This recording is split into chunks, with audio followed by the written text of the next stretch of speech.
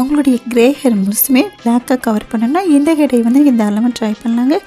இதுக்கு பார்த்தீங்கன்னா ஒரு 7 சேப்பருத்தி இலை எடுத்து வச்சுக்கோங்க, நல்லா வாஷ் பண்ணி வச்சுக்கோங்க. அதுக்கடுத்தது வந்து ஒரு 10 கருவேப்பிலையிலையும் வாஷ் பண்ணி வச்சுக்கலாங்க.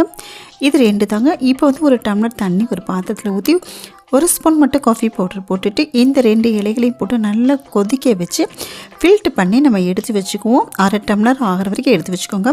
இப்போ ஒரு இரும்பு கடாய் எடுத்துக்கலாம். அதில் வந்து 1 ஸ்பூன் கத்தா பவுடர் எடுத்துக்கலாம், 1 ஸ்பூன் அம்லா பவுடர் எடுத்துக்கலாம், 1 ஸ்பூன் 2 ஸ்பூன் வந்து அவுரி இலை பவுடரும் எடுத்துக்கலாம். இப்போ இது நல்லா வந்து மிக்ஸ் பண்ணிக்கலாம். கத்தா பவுடருங்கிறது ஒரு மரப்பட்டையிலேருந்து தாங்க தயாரிச்சது. முடி வளர்ச்சிக்கு ரொம்ப யூஸான பவுடர்னால நீங்கள் தாராளமாக எடுத்துக்கலாங்க. இதில் வந்து கொஞ்சம் கொஞ்சமாக நம்ம எடுத்து வச்ச அந்த டிகேஷனை ஊற்றி நல்லா மிக்ஸ் பண்ணிவிட்டு அப்படியே வந்து ஒரு 2 மணி நேரம் மட்டும் விட்டுட்டு நீங்கள் வந்து ஷாம்பு போடாமல் வந்து ஹேர் வாஷ் பண்ணுங்கள். உங்களுடைய தலைமுடி முடி முழுசும் பார்த்திங்கன்னா நல்லாவே கருப்பாக இருக்கும். நீங்கள் ட்ரை பண்ணி பாருங்கள். தேங்க்யூ.